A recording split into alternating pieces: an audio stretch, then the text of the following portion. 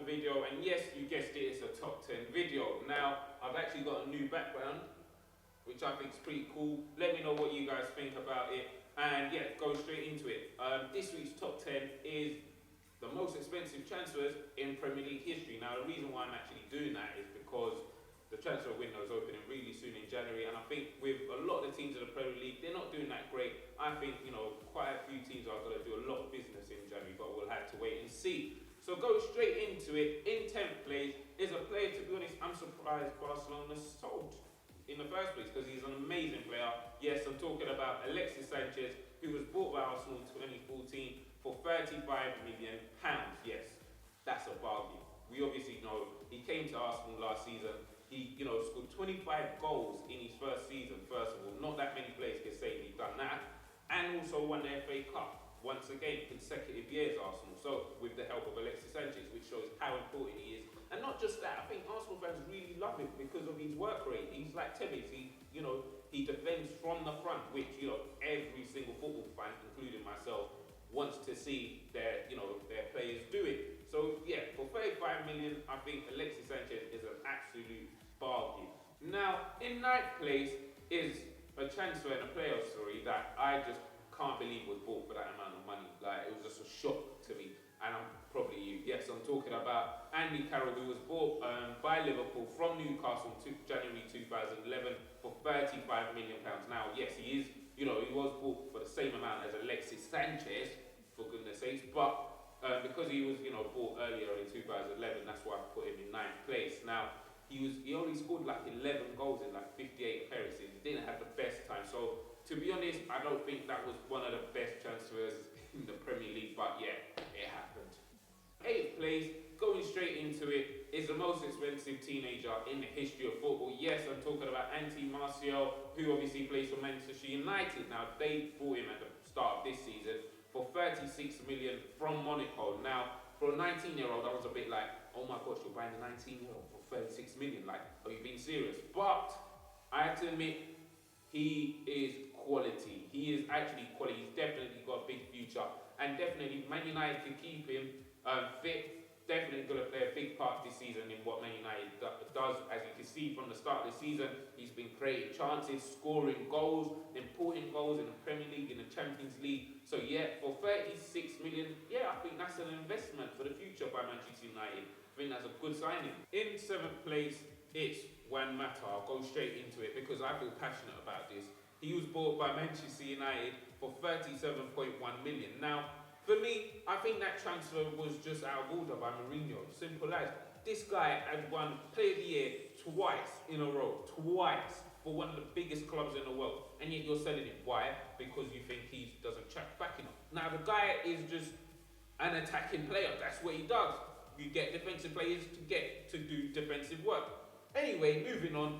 I'm just surprised that, they sold him to a rival, Manchester United, and to be honest, he's thriving at Man United. To be honest, he should get played a bit more than he does, because we all saw what he was doing at Stamford Bridge for Chelsea. He can do the exact same thing for Manchester United if he gets more game time, as we've seen, here and there during the course of the season. But I think he's definitely in Van Gaal's plans, but not at the moment, but I think eventually Van Gaal will see sense. 6th place, it's a player for me, probably is one of the best signings in the history of the Premier League. Literally, in the history of the Premier League. Yes, it's Sergio Aguero, who was bought in 2011 for 38 million from Atletico Madrid.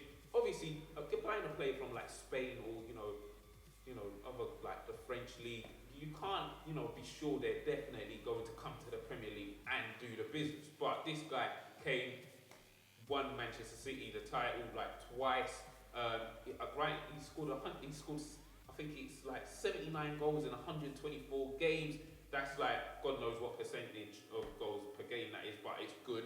But yeah, for Sergio Aguero, definitely a bargain, an amazing buy by Manchester City, and that's the kind of signing you want to be making. Now in 5th place, it's Mesut Ozil, who was bought obviously by Arsenal from Real Madrid for £42.5 million, making him actually the most expensive German of all time. Now, obviously Arsenal fans have taken a while to, fall in love with this guy. But for me personally, from day one, I've loved him in the Premier League. He's just an amazing player to watch. I don't know why Arsenal fans have struggled to like him. Okay, Not every player can play, amazing every game, but this guy does the business. He's won since he's been there, Arsenal have won 2 FA Cups. They haven't won anything before he came, so it shows what happens when you spend that. But yeah, Ozil, I think he's got one of the most assists in the Premier League so far this season, so definitely a good buy, and that's what happens when you spend the cash.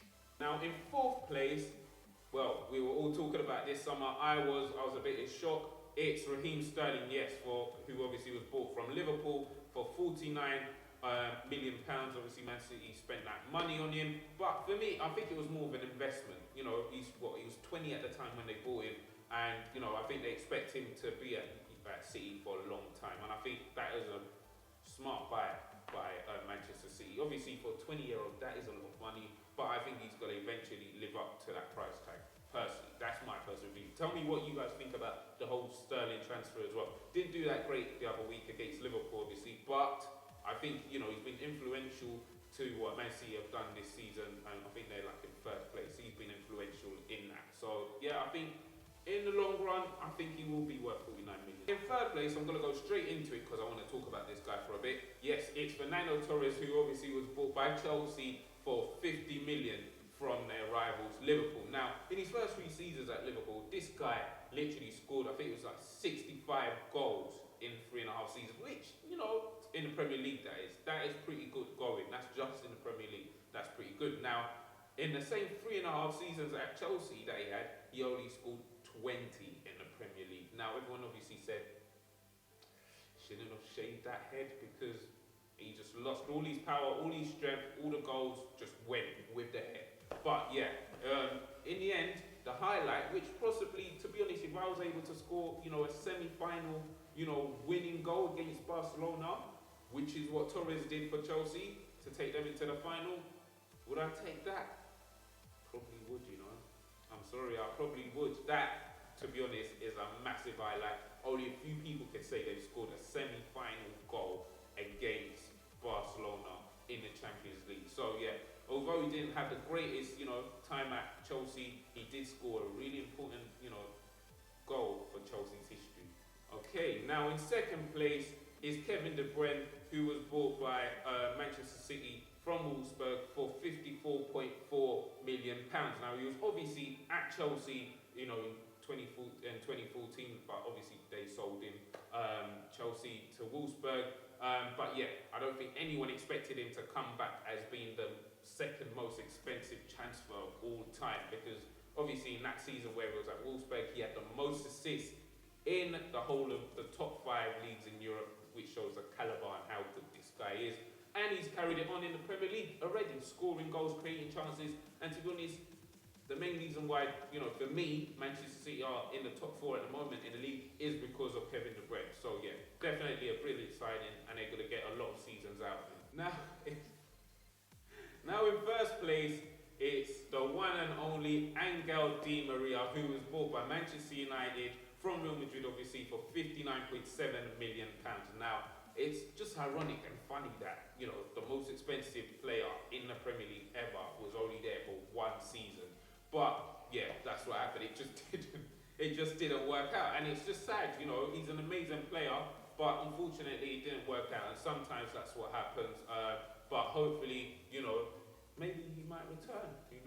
Probably not. But yeah, it was just not his league. Tell me what you think about that. Actually, why it didn't work out at United? Was it Van Gaal? Who knows? But let me know. Yeah. So that's the top 10 most expensive transfers in the Premier League. Tell me what you guys think about them, and tell me who do you think will be making a lot of transfer deals in January.